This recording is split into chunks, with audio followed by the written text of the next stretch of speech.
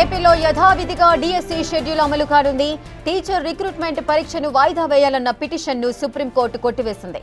వీలైతే హైకోర్టుకు వెళ్లాలని సూచన చేసింది.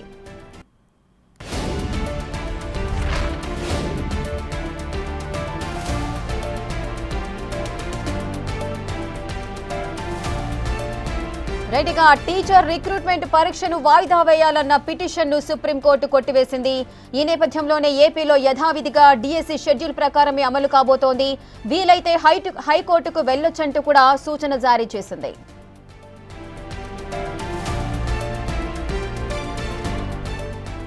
రెడ్డిగా ఏపీలో యథావిధిగా డిఎస్సి షెడ్యూల్ అమలు కాబోతున్నట్లుగా తెలుస్తోంది. పూర్తి డీటెయిల్స్ మా ప్రతినిధి శివ అందిస్తారు. శివ, అసలు డిఎస్సిని ఎందుకు పోస్ట్ పోన్ చేయాలని కోరారు? దీనికి సంబంధించిన వివరాలేంటి?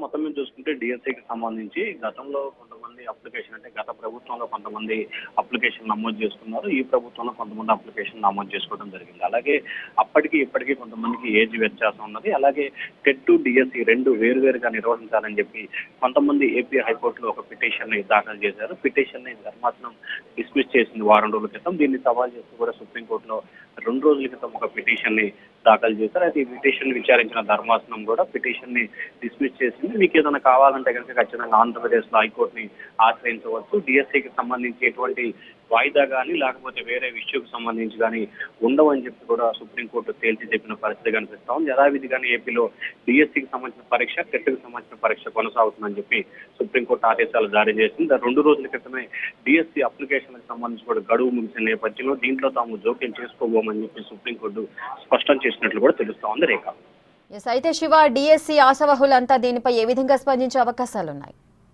ఖచ్చితంగా మెజార్టీకి సంబంధించిన డిఎస్సి అభ్యర్థులు అయితే సంతోషాన్ని వ్యక్తం చేస్తున్న పరిస్థితి కనిపిస్తుంది. ఎందుకంటే డిఎస్సికి సంబంధించి దాదాపుగా గత 5 సంవత్సరాల కాలంగా, ఇప్పుడు ఒక సంవత్సరం, దాదాపుగా 6 సంవత్సరాల కాలంగా కూడా డిఎస్సికి సంబంధించి ఎంతగానో ఎదురు చూస్తున్న పరిస్థితి కనిపిస్తా ఉంది. కూటమి ప్రభుత్వం అధికారంలోకి వచ్చిన తర్వాత మొదటి సంతకాన్ని డిఎస్సి పైనే పెట్టింది. దాదాపుగా 16,320 పోస్టులకు సంబంధించి కూడా నోటిఫికేషన్ విడుదల చేయడం, వెంటనే దానికి సంబంధించిన మార్పులు చేర్పులు చేయడం, ఆ తర్వాత వెంటనే నోటిఫికేషన్ ఇచ్చిన తర్వాత అందరూ కూడా ఆన్లైన్ లో అప్లికేషన్ నమోదు చేసుకున్న పరిస్థితి కనిపిస్తా ఉంది.